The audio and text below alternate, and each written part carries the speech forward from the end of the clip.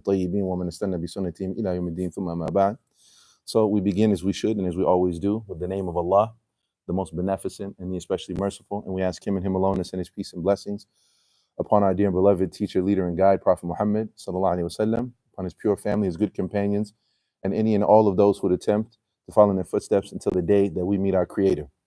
Allahumma ameen. That's what follows. So, alhamdulillah, we've reached now page 82. There's only like 94, 95 pages, maybe a little more. I might have miscounted. But we're at the tail end of the book. And inshallah, the Imam Ibn Al-Qayyim rahimahullah ta'ala, what we left off last week was him discussing the significance, the necessity, and the importance of having the habit of reflecting on the Quran, and that being a driving force in you being able to continue on this spiritual journey to Allah subhanahu wa ta'ala through your singling him out and yani ifradullah subhanahu wa ta'ala bil ibadah in your worship.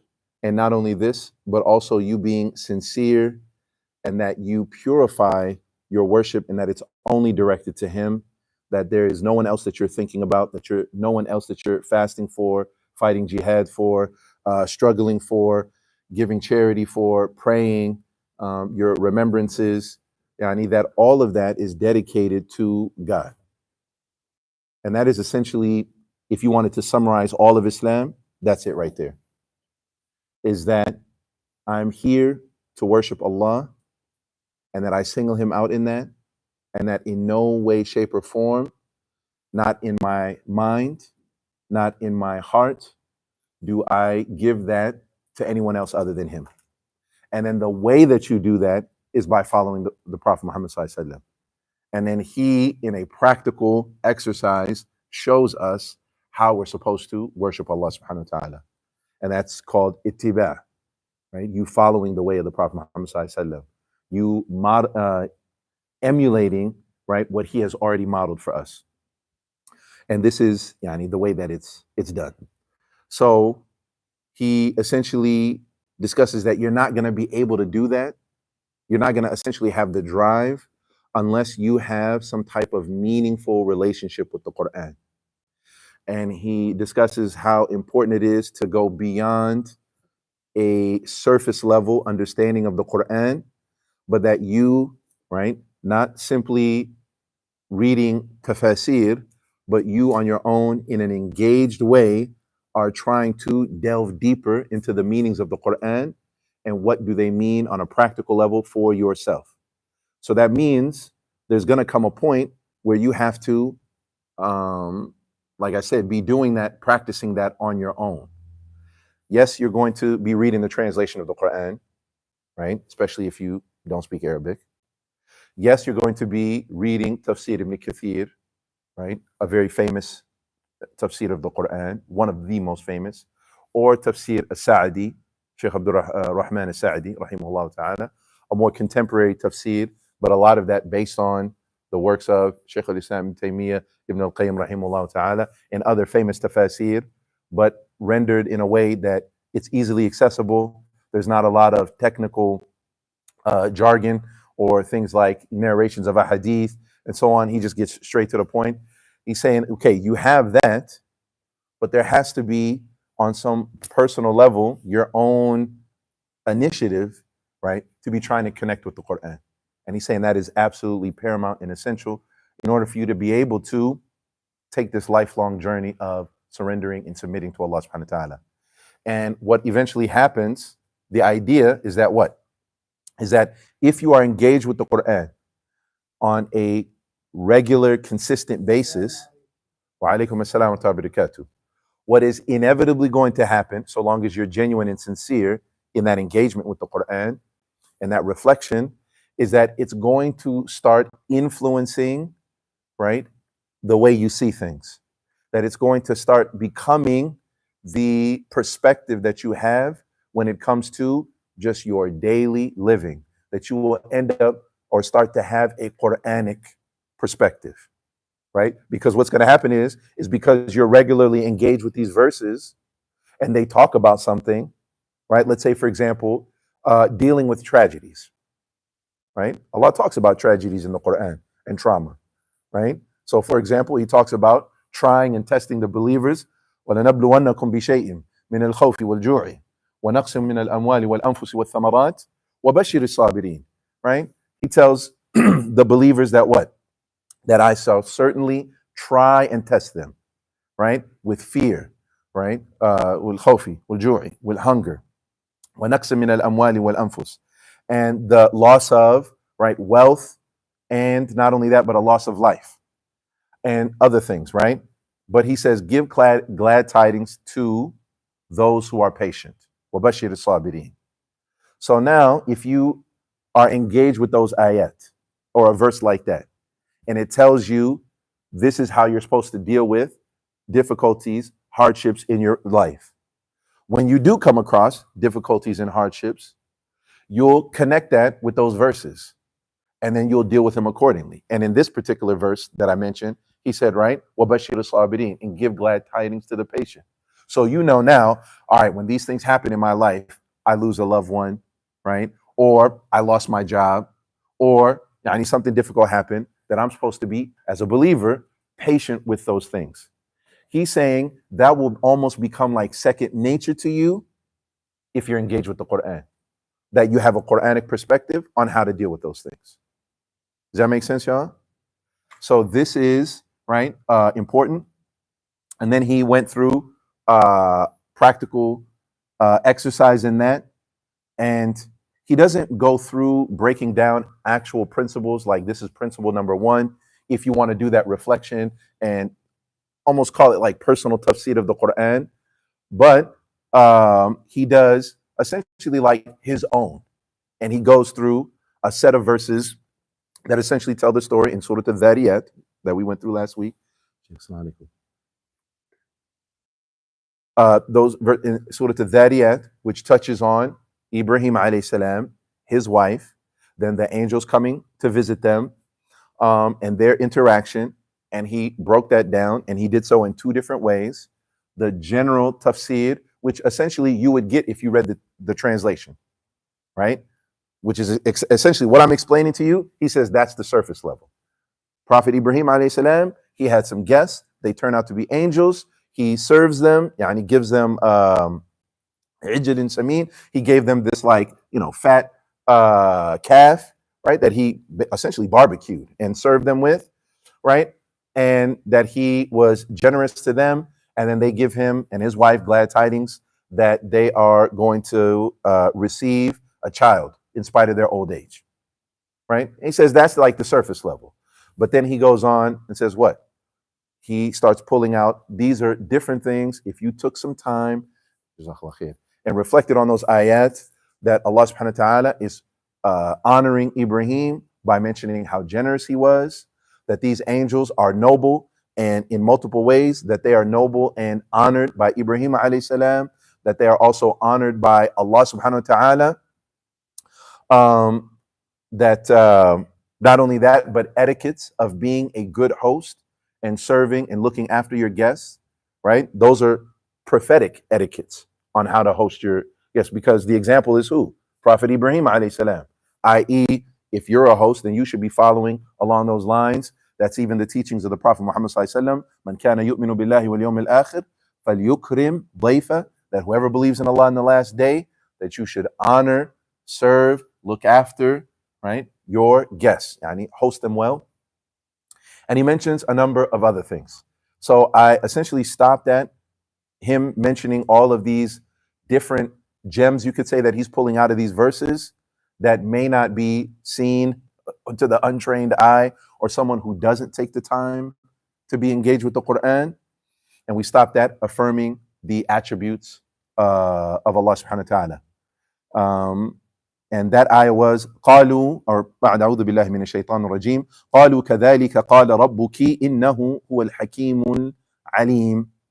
That, and they said, or they replied, thus your Lord has decreed, or he said, and he has decreed, that indeed he is the all-wise and the knowing, the all-knowing.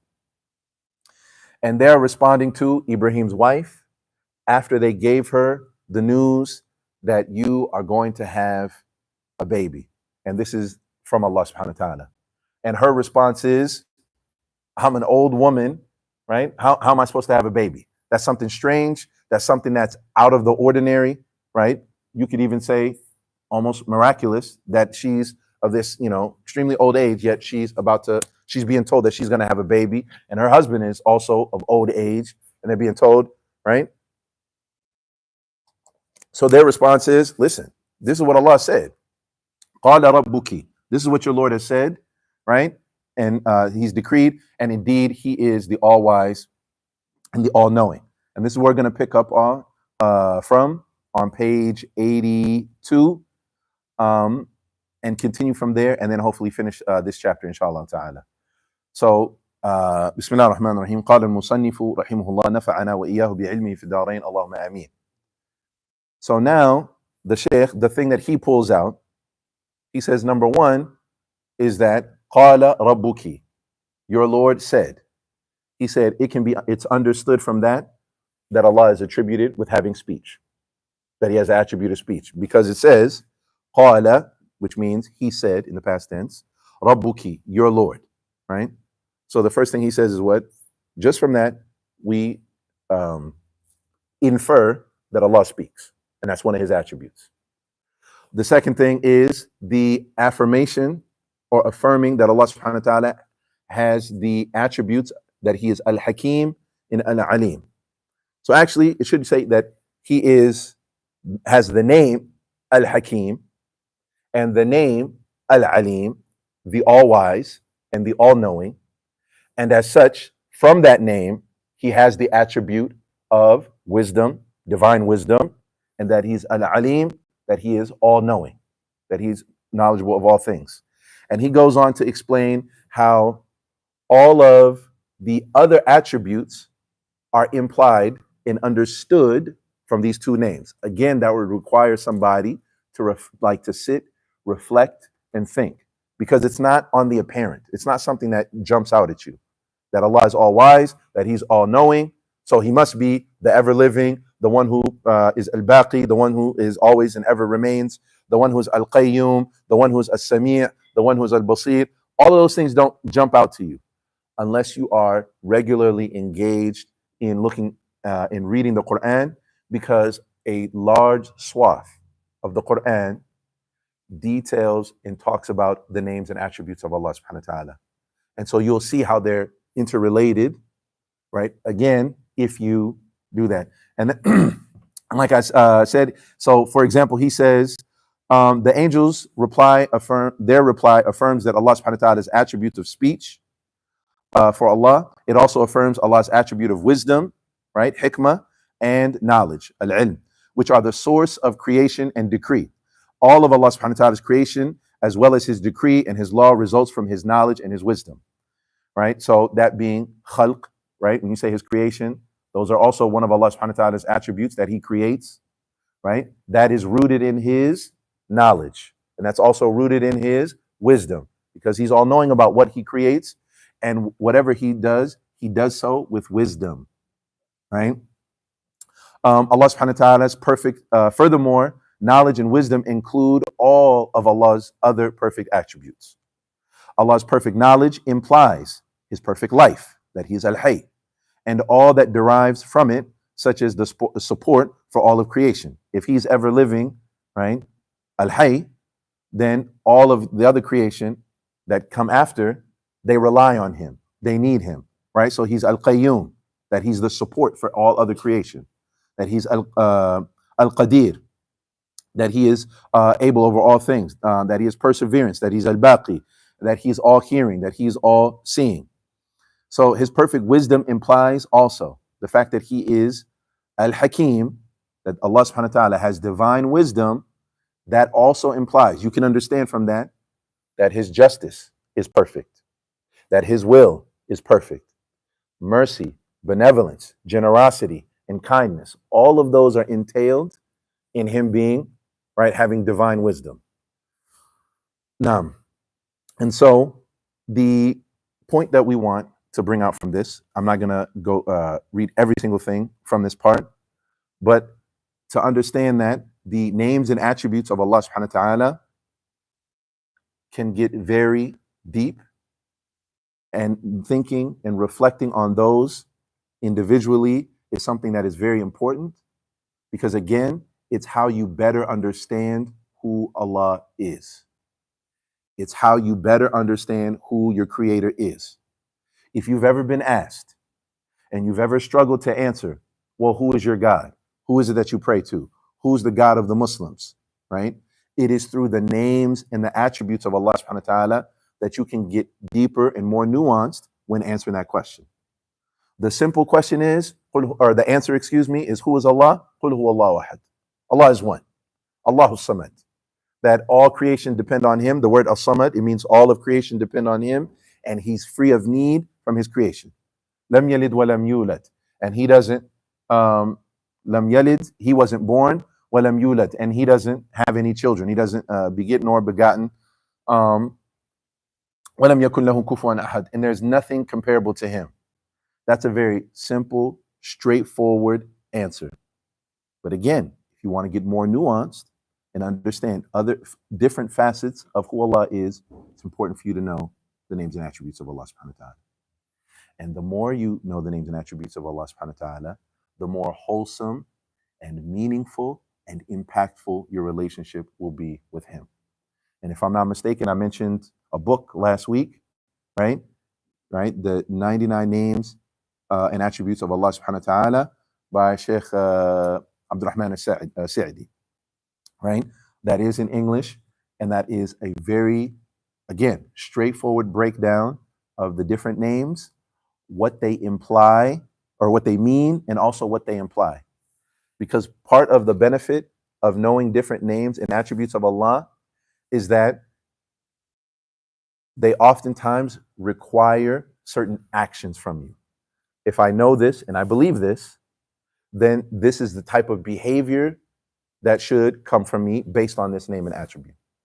So simply put, Allah is as-Sami'. He is all hearing. So I put that to you all. What action should come from you knowing and believing that Allah is as-Sami', that he's all hearing? And I'm asking you all. No. I said, what action does that dictate to come from you based on the fact that you know and believe that he is all hearing, that no sound, no words, no conversation escapes his hearing? What should that dictate from you and me? Watch how you speak. Speak good or speak well, right? What did you say? No. What? What you're listening to, right? Okay. So again, that means I'm mindful and careful about how I speak because Allah is all hearing. So that's the action that's related to my belief in that name or attribute. Does that make sense, y'all?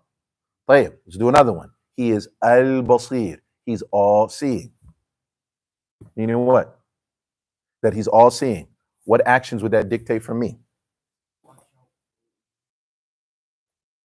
Why? He can see what I'm seeing. Okay, so I should be mindful of that. Now, Mustaf. Another example.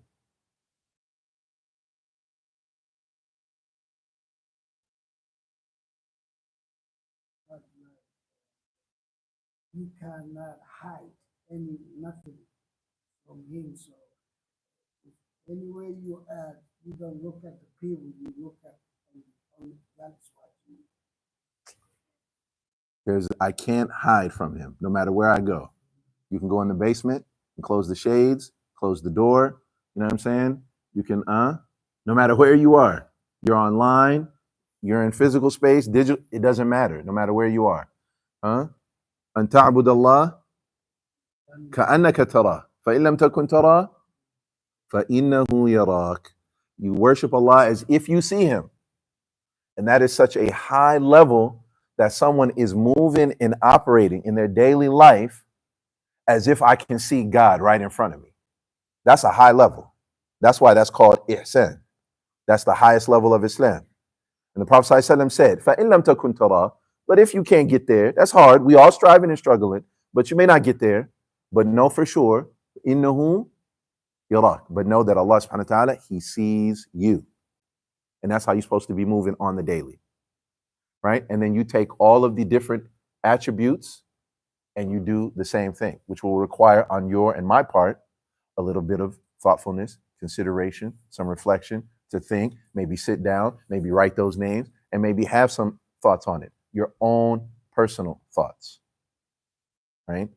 Of what does this mean to me? What does this mean for me? So, for example, another attribute of Allah subhanahu wa ta'ala, something that is known as ma'iyya, that Allah subhanahu wa ta'ala, inna Allaha ma'a sabirin. Allah is with the believers, right? And this is Allah in aid, in support, in His knowledge that He's aware of what they're going through, what they're dealing with, but He is with the believers. So what's that supposed to mean for me? That means even if I'm alone, I know that Allah is with me.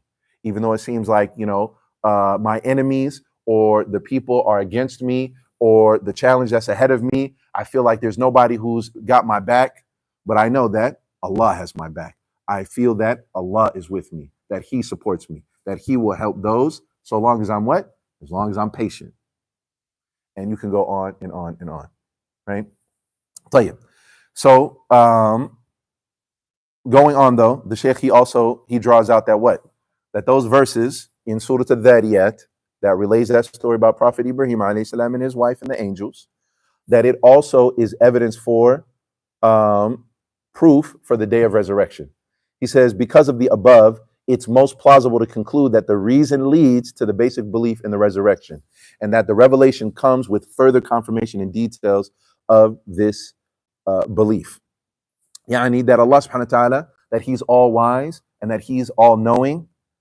Of course, if He's going to establish this life, have us live, eat, drink, sleep, fight, die, wars, all of these different things, right? His knowledge and His wisdom would dictate that there has to be some type of conclusion, there has to be some type of outcome, that it can't possibly be that all of this is happening. Prophet Ibrahim and him going through what he's going through. And then, of course, later on, it talks about Lut alayhi salam, who's his cousin, right? Who his people being destroyed. All of that can't be for no reason. There has to be some type of culmination at the end. And that is the day of judgment. And that, of course, is necessitated by the fact that Allah is all wise, that He's not just going to leave us here haphazard. Now, and he discusses how there are different, two main different ways that Allah subhanahu wa ta'ala uses rational proofs, establishing the fact that the day of judgment will occur. The first type deals with the likelihood of its occurrence, and this is derived from Allah subhanahu wa ta'ala's power. So Allah Jalla fi'ula discusses how, for example, the seasons, how things die, and that He brings it back to life, right? Again, explaining that you're supposed to make the connection that if He could do this, that like what's happening right now, fall, right? And then, of course, what's going to come after the fall, everybody, which is practically here, the winter, everything is dead. The trees, the flowers, the grass, everything. But then eventually the spring will come, and then everything will come back to what? Everything, right? Without anything from us, without anything from human beings. Right? The earth has that occurring. It's because of Allah subhanahu wa ta'ala. And so He's saying, okay, I do this all the time for millions of years. Yawm al-Qiyamah. You think that's hard for me? One day? Yawm al-Qiyamah. Allah can't handle that? That's just one day.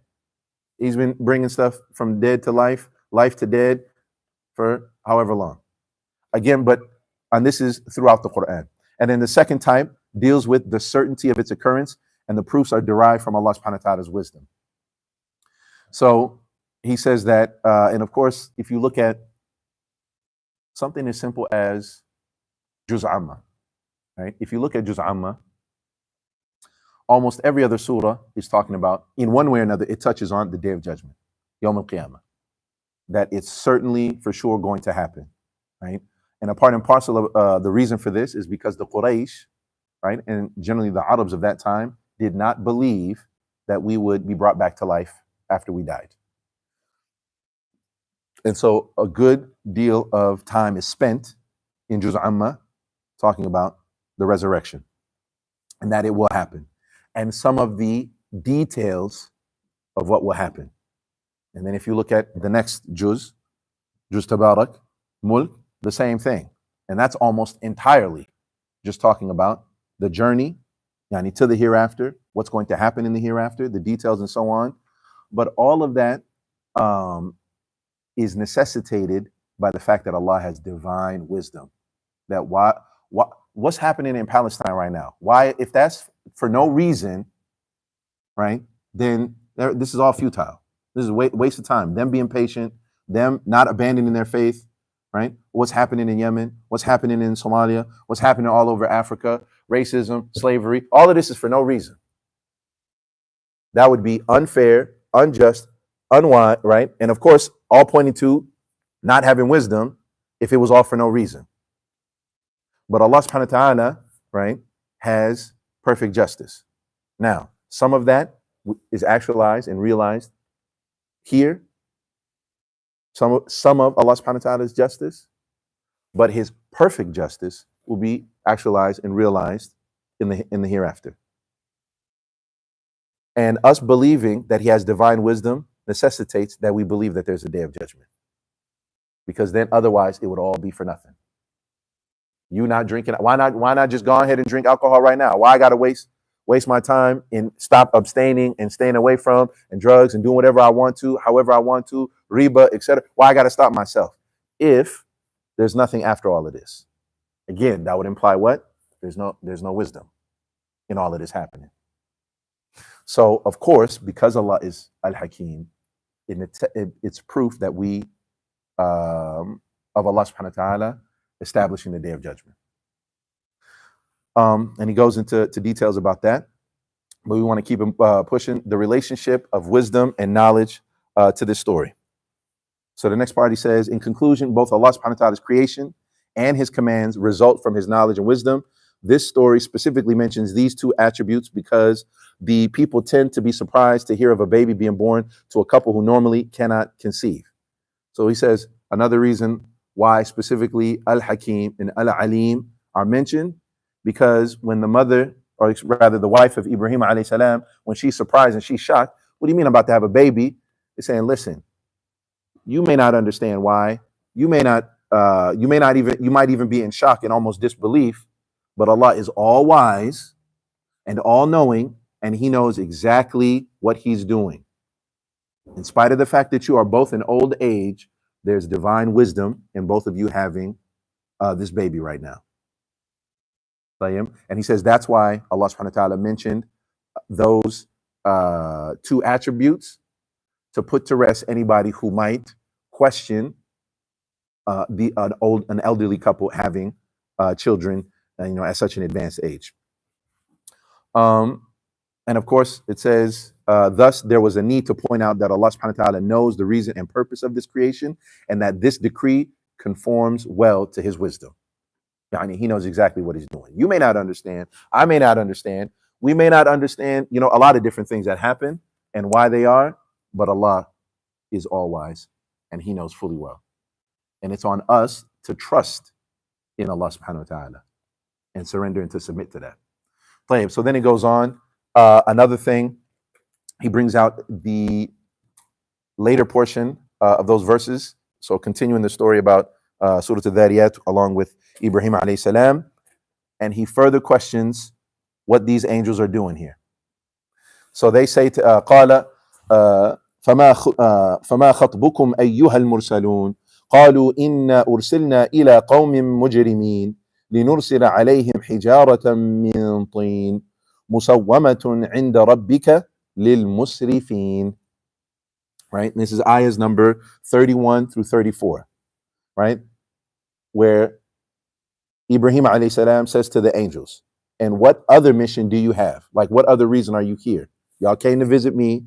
I've served y'all. And they're basically talking and chopping it up. He's saying, so what else are y'all doing here? And they respond to him that we are sent to a criminal people to launch stones of clay on them, marked out in your Lord's presence for the punishment of the excessive. And so he says that this points out to not only the resurrection, but that Allah subhanahu wa ta'ala supports the messengers, his messengers, alayhim assalam, and that he destroys their enemies. And also that it shows that reward and punishment can take place in this world. Divine retribution and reward can take place in this world. And this is one of the strongest proofs of the truthfulness of messengers in delivering their Lord's message. Yani when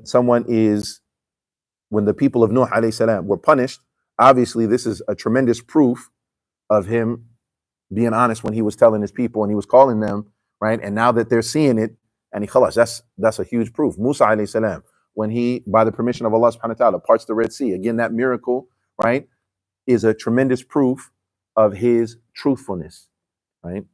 And that's a part and parcel of the reason why miracles are sent on the hands of prophets and messengers, right? To confirm, to prove, and to show, what it is that they're calling to.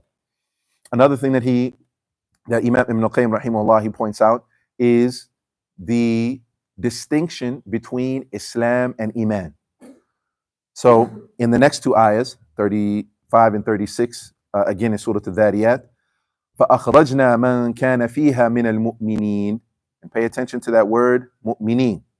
فَمَا وَجَدْنَا فِيهَا غَيْرَ بَيْتٍ مِنَ الْمُسْلِمِينَ. And then you hear the word muslimin. So you have the word mu'mineen from the word iman, and then you have muslimin from the word what, y'all? Islam. So the translation is what? So we evacuated whoever was therein of the believers from that city, but we did not find in them except a single house of Muslims. So now he says that Allah subhanahu wa ta'ala makes a distinction between Islam, yani Muslims, and Iman, yani the believers.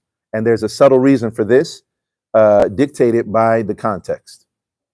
So the evacuation and deliverance from severe punishment was meant only for the believers who followed the messengers both openly and secretly. This applied to just one household, and that was the house of Lut alayhi salam, which could be described as a Muslim household. Lut's wife was a member of this household and was apparently Muslim, but she was not to be among the rescued believers. Allah subhanahu wa ta'ala exposed her betrayal of her husband. Her betrayal was not in regard to his honor, but in accepting her people's ways to such an extent that she went secretly to inform them about his guests. Thus, she was apparently a member of the Muslim household, but no one of the true believers who deserved to be rescued. So she was not one of the true believers. So if y'all remember, going back to the very beginning, one of the first lessons the Sheikh talked about is when there are terms that when they come together, they have distinct and different meanings. And then when those terms come separately, they entail one another, right? إذا اجتمع افترق وإذا افترق اجتمع. So that when Islam and Iman are mentioned together, since we've explained that multiple times and reviewed it multiple times, when Islam and Iman come together, what do they mean? They're different, but what do they mean? The 6 pillars of faith. And Islam means the 5, i.e. Iman. When these two terms, Islam and Iman, are together, one is talking about the internal aspect, our faith, and what we believe. And then the other, wa alaikum assalam wa rahmatullahi wa barakatuh, Islam is in reference to the external aspects, our physical practices of Islam. And that's based on what? Where did that come from? That understanding and breakdown. What's the dalil for that? About them being different when they're mentioned together.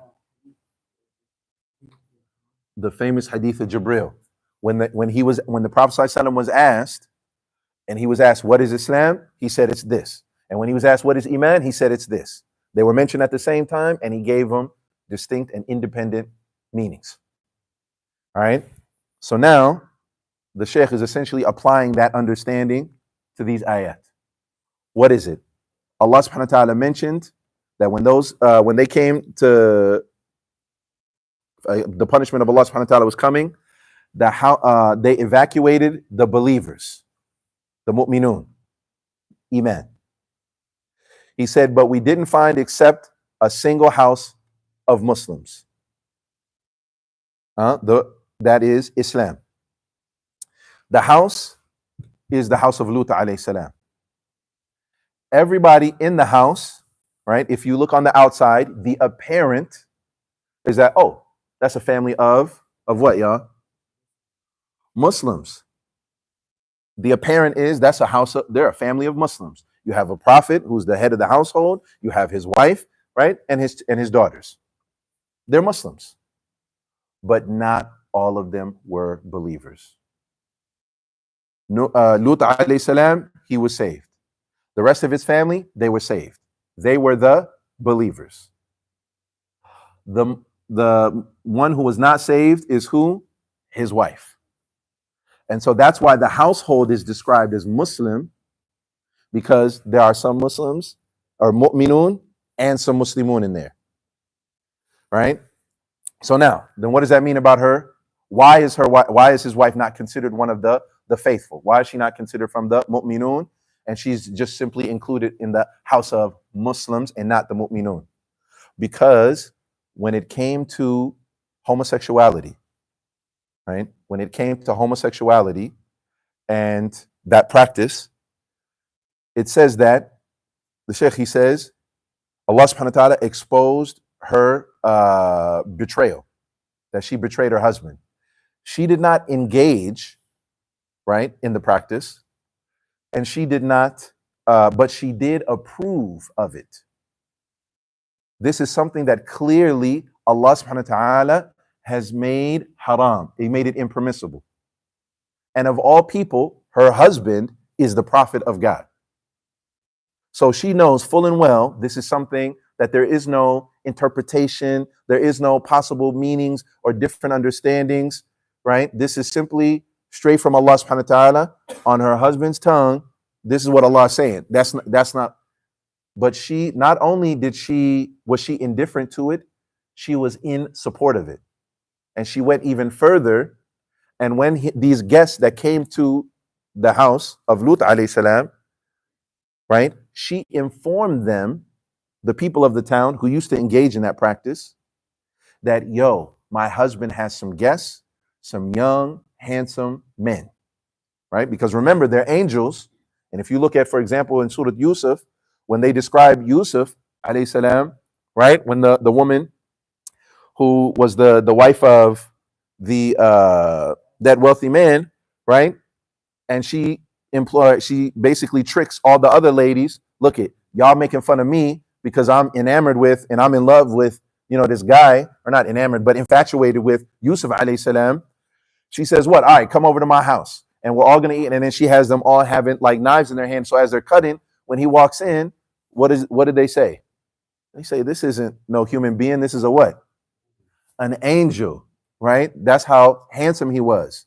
So now, similarly, these angels, when they come in human form, they are extremely handsome.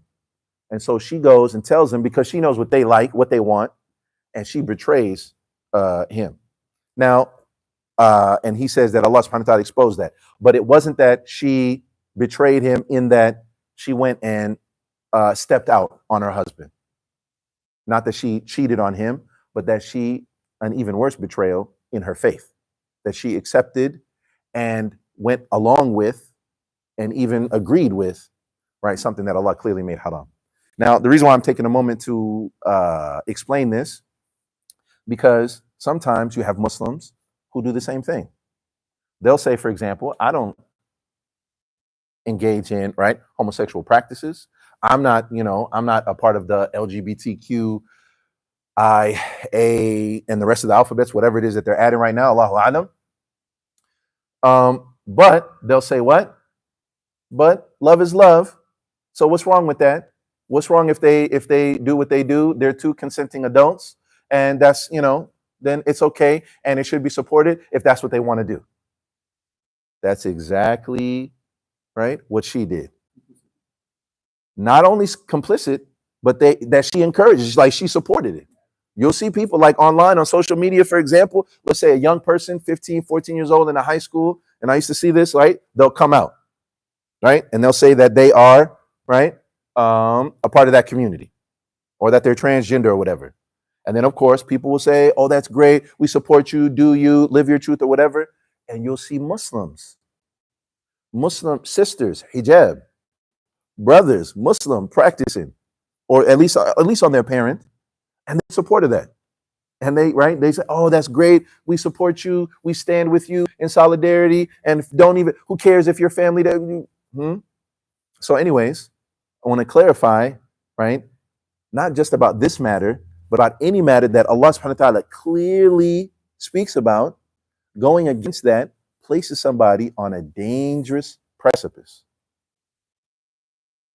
That because of her not only not simply being complicit, but fully supporting it, that could take somebody outside the fold of Islam, because they don't realize you're doing what Allah has made haram, you are making halal, or making something haram that Allah has made halal. And who is the only one who's allowed to do that? Only Allah. Of course, there's shirk. That's why it could take you outside the fold of Islam, because you're saying, I am in the role of making things halal and haram, and that's only for Allah. So you have now associated yourself with Allah subhanahu wa ta'ala. Right? Now, of course, there's more details to that. What did that person believe when they said that? Do they understand what they're saying? Was it explained to them? Right? There are conditions approved, but I'm just saying it's a dangerous precipice. Tayyib. Another thing also that we can take from that, though, right, is dealing with people on the apparent. Like, what is apparent from them? That's what you take from them. Somebody says that they're Muslim, right? Then that's what you take from them. So, for example, even the munafiqun in the time of the Prophet Muhammad sallallahu alaihi wasallam, right? Abdullah ibn Ubay ibn Salul, who was the head of the munafiqun. He was the head of the munafiqun. The Prophet sallallahu alaihi wasallam, right, did not raise a hand against him. The Prophet sallallahu alaihi wasallam didn't lead the charge to fight against him. The Prophet sallallahu alaihi wasallam didn't excommunicate him and kick him out of Medina. In spite of the fact that he had multiple encounters where the Sahaba were ready to unsheath their swords, ready to defend the honor of the Prophet ﷺ, and he would tell them, no, leave him be, right? Even to the degree where this is explicitly mentioned. There's a man who comes to the Prophet ﷺ, and he's known as the grandfather of the Khawarij. He came as the Prophet ﷺ is distributing the fay, or the spoils of war, and he's giving it out. The man comes to him, grabs the Prophet ﷺ and says, "I'dil ya Muhammad, fa innaka lam ta'dil." You need to be fair and just in your distribution, because you're not being fair, oh Muhammad. Now imagine, he doesn't call him prophet, he doesn't call him Rasul, and he puts hands on him. He grabbed the Prophet ﷺ. And the Prophet ﷺ says, "Wayhak," right? Woe to you, like a warning. Who is going to be fair and just if not me? If I'm not going to be fair and just, I'm dealing with the wahi from above the seven heavens, revelation, and you talking about some dinars and some dirhams, me not being fair and just. What's wrong with you? So in some narrations, it's Umar ibn Khattab. In others, it's Khalid ibn Walid. They said, "Ya Rasulullah, da'ni adribu unuqa." O Messenger of Allah, allow me to chop off his head. Right? And the Prophet ﷺ said, leave him be. Right? فَإِنَّهُ يُصَلِّي. Because he prays. Look how he's talking. He's doing whatever it is that he's doing. How he's treating the Prophet ﷺ and how he's dealing and interacting with him. But the Prophet ﷺ said, but leave him because he prays. And then ibn Khattab or Khalid ibn Walid, he responded, right? Rubba musalli la yusalli. He said, not everybody that's praying is really praying. He said, not everybody that's praying is for real praying. He might be faking it. And the Prophet ﷺ said, I have not been commanded, right, to open up the chest of people. That's not my job. My job is not to be a private investigator, a Dick Tracy, gumshoe. I got to figure out right now, is this person, right? Which ironically enough, whenever somebody who dies, oftentimes, and they had a questionable lifestyle, all of a sudden everybody wants to say, right? Is he Muslim? Did he come to the masjid? Did he pray? Was the sister, was she practicing? Did she do whatever? That's none of your business. That is none of my business. If we know that they died as a Muslim, that's all you need to know. Were they a good Muslim, bad Muslim? That's between who? That's between them and Allah. Matter of fact, it's not even befitting and appropriate for us to speak ill of them. Even if they were. Brother was a known drug dealer. It's not befitting for us to speak ill of him. Because khalas, he's not, now whatever he used to do, that's between him and Allah subhanahu wa ta'ala now. Now, if they were this or that, because they're gone. Now, but my point though is that you deal with people on the apparent. And then subhanallah.